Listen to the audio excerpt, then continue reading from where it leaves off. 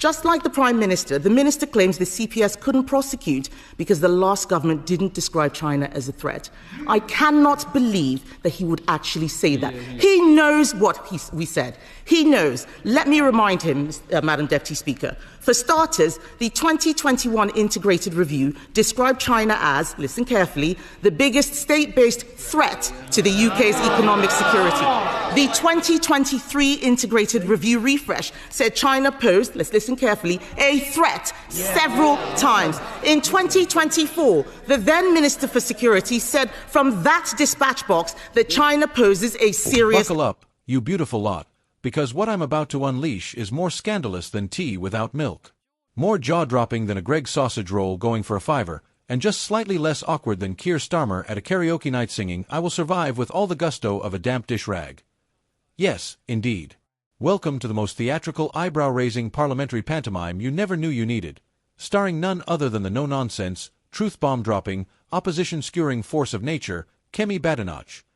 Before we show you the video footage, I'd like to ask you a small favor.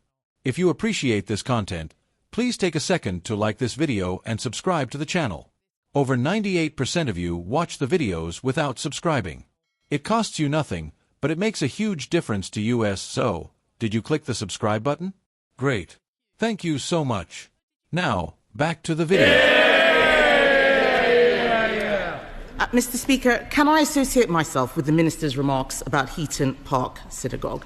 And can I thank you, Mr. Speaker, for all the work that you've done on the security of members? No one has worked harder to protect the integrity of our Parliament. Mr. Speaker, the Security Minister, or Madam Deputy Speaker, I should say, the Security Minister is very well regarded. So I'm sorry to see him sent here again, making these arguments which will not wash. This is about the ineptitude of the government, and I cannot accept much of what he says. He's brought some updates to the House, which we acknowledge, but in essence, China spied on this Parliament, and they're issuing us with leaflets. This is not good enough. Mr. Speaker, there are members here today who have been spied on by China, who are sanctioned by China. Even the Deputy Speaker has been sanctioned. All MPs speaking today should be acting in the national interest, nothing else. Let's remind ourselves of what's happened. 2 men have been accused of spying on MPs in this very building. The CPS had what it felt was a clear and compelling case to prosecute. But the trial has collapsed because for months and months, the government has been refusing to give the CPS vital information. This wasn't a mistake. This wasn't a misunderstanding. This looks like a deliberate decision to collapse the case and curry favor with the regime in China.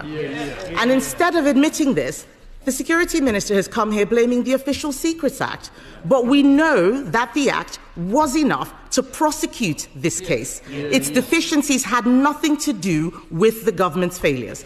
And, Madam Deputy Speaker, may I remind the House how serious this is? If the government does not prosecute those who spy on us, it sends a message to the public that the government does not care about their safety. It sends a message to our allies who share intelligence with us that Britain cannot be trusted. And it sends a message to those who spy on us that they can get away with it. Let's look at the facts. First, the government blamed the CPS. The minister came to the House on the 15th of September. He claimed that he had only become aware of this decision that day, and that the CPS decision had been an entirely independent one. He repeats that assertion today. He said, "I am not able to talk about why the CPS has decided to make this decision." He said it was not for him to speculate on the reasons. He told the member for Rutland to seek a meeting if she wanted to find out the reasons.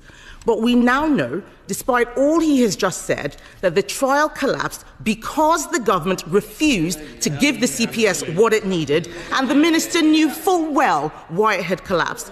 Because the Director of Public Prosecution has said he spent months trying to get the government to provide the evidence it needed. Second, they tried blaming the previous government. Just like the Prime Minister, the Minister claims the CPS couldn't prosecute because the last government didn't describe China as a threat. I cannot believe that he would actually say that. He knows what we said. He knows. Let me remind him, Madam Deputy Speaker. For starters, the 2021 Integrated Review described China as, listen carefully, the biggest state-based threat to the UK's economic security. The 2023 Integrated Review refresh said China posed, let's listen carefully, a threat several times. In 2024, the then Minister for Security said from that dispatch box that China poses a serious threat. But even if the last government had not said China was a threat, and it did, the government only needed to convince a jury that it was a threat. And he knows that. I am astonished that the Minister has repeated this nonsense today. The Minister and the Prime Minister's argument on this has been refuted by no less than a former DPP, 2 former Cabinet Secretaries, 1 a former National Security Advisor, refuted by 2 former heads of MI6, and a professor of public law at the University of Cambridge who said today that Minister's statements so far are misleading about the legal position. They are all clear that these people could have been prosecuted under the old legislation. Is it the government's position that they are all wrong and they're right? Madam Deputy Speaker, the Minister references Crown versus Rousseff. That case last year he refers to in his statement made it easier to prosecute, not harder. And as the former Director of Public Prosecution says, recruiting people to spy on MPs of itself clearly constitutes a threat to national security. Only this government could mess that up. Madam Deputy Speaker, we know that the National Security Advisor, Jonathan Powell, has a very close relationship with China. Are we supposed to believe that he was not involved in the substance of the case and discussions around that, as they say? What does that even mean? He was in those meetings acting in the name of the Prime Minister. Do they really expect us to believe that he never mentioned to the Prime Minister any of this at any point? Madam Deputy Speaker, we know from the CPS that they spent months and months asking the government for evidence they needed. The government says it was not the NSA who took the decision not to give it to them. So who was it? Who made that decision? Can the Minister answer that today? Is it seriously the government's argument that no minister knew anything about this until the trial collapsed? If this is the case, it is astonishing. But my suspicion, Madam Deputy Speaker, is that it is not the case. My suspicion is that ministers did know. They have the Chinese super embassy in their in tray. They have £1 billion compensation they're allegedly being asked to pay for nationalising British steel. I suspect that they have decided that closer economic ties with China were more important than due process and our national security. And if this is the case, if that was the decision of this government, then they should just tell us that and have the backbone to admit it. They should explain it to the public, they should explain it to the CPS, they should explain it to our international allies and let them all be the judge. Madam Deputy Speaker, this is not going away. There is nowhere to hide. I wrote to the Prime Minister today and I'd like to know when I will get a response to my questions. And we have also written to the CPS to ask if this trial can be reopened if the government finally provides the evidence it's been holding back. We know that the evidence that the CPS needs exists. And if the government decides not to provide it, then we will know it is because this weak Prime Minister does not have the backbone to stand up to be. Let's set the scene, shall we? Picture this. The House of Commons buzzing like a wasp in a jam jar. The tension is thicker than Yorkshire pudding batter, and the seats are positively vibrating with anticipation.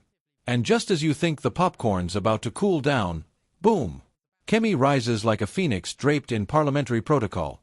She begins to speak, and not just speak, mind you. She eviscerates, oh, but where's K-Star? HM. That knight of the Labour realm, that silent sentinel of wherever he's gone off to.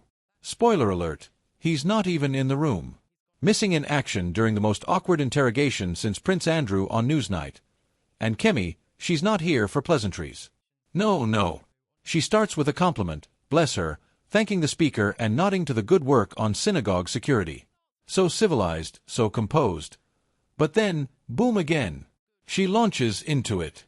No warning, no parachute, just straight into the belly of the bureaucratic beast. And what is the beast? dear viewers? China spying on Parliament. Not Netflix, not TikTok, no, on actual members of Parliament. It's like finding out someone's been reading your diary while pretending to water your houseplants. Now imagine this. 2 men accused of spying on MPs in the actual House of Commons. Not in a Bond film. Not in some John le Carre paperback. Here, with tea breaks and everything. But wait, the trial? Oh, it collapsed like a cymbal in a drum solo. And why? Because the government, you might want to sit down, refused to give the Crown Prosecution Service the evidence it needed. I mean, honestly, have you ever heard anything more suspicious than that? It's like a murder mystery where the detective decides, you know what, let's just skip the fingerprints. Bit of a faff, innit? But here's where it gets juicy. This wasn't a slip-up. No. According to Kemi, this looked deliberate, as in, whoops, we accidentally didn't prosecute some blokes who were allegedly spying for a hostile regime. Oh well, that type of deliberate. The CPS, bless their procedural socks, had a clear and compelling case, but without the evidence, it's like trying to bake a cake with no flour, no eggs, and a suspiciously disappearing oven. And so enswans the security minister, a man Kemi graciously describes as well-regarded, which in political speak is somewhere between bless his heart and he tries. He comes bearing excuses that even a GCSE drama student would call a bit much. He blames the Official Secrets Act, says the law just wasn't up to scratch. But Kemi is not having any of it. Oh no, because, you see, the act was good enough. It's been used before, successfully and recently. In fact, the legal community, you know, people who read laws, are lining up like it's Black Friday at Waterstones to say, yes, mate. You could have prosecuted under the old law.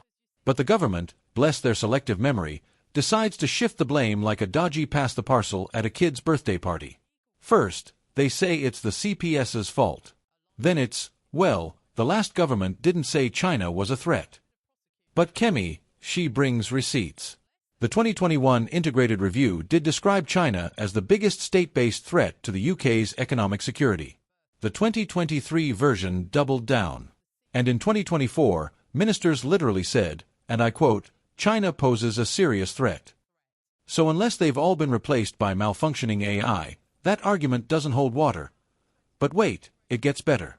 The government's defense has been rubbished, not by some bloke at the pub, but by, wait for it, a former director of public prosecutions, 2 former cabinet secretaries, a former national security advisor, 2 ex-heads of MI6, and a law professor from Cambridge who basically looked at the government's excuse and said, yeah, no. That's nonsense. At this point, if the government still believes it's right, then I fear they've slipped into a parallel universe where logic is optional and national security is filed under meh.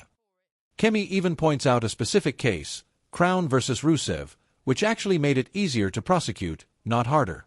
So unless someone's been using an Etch-a-Sketch to write legal arguments, there's simply no excuse. And let's not forget Jonathan Powell. No, not the guy from your local gardening center, the actual national security advisor. Apparently, he has a rather cozy relationship with China. But according to the government, he wasn't involved, despite being in all the meetings, acting on behalf of the Prime Minister. And we're all supposed to believe he never mentioned this case to the PM? Not even in passing. Not even while waiting for the kettle to boil? Pull the other one, it's got Huawei tracking devices on it. Now, here's the part that makes you want to shout into your biscuit tin. The CPS begged, for months for the evidence, and yet someone in government said, no, we're good. But who? That's the million-pound question. Who actually made that decision? Who decided to let a case about espionage collapse like an old deck chair? Was it a civil servant? Was it a minister? Was it the Prime Minister himself? Or was it, and brace yourself for the most British scandal possible, a committee? We may never know, unless someone sneezes and leaks the minutes. But Kemi, she's not letting it go. She wants names. She wants accountability. And, most importantly, she wants an explanation. Because right now, the only plausible explanation is that the government, and here comes the zinger, may have chosen closer economic ties with China over the safety of our democratic institutions.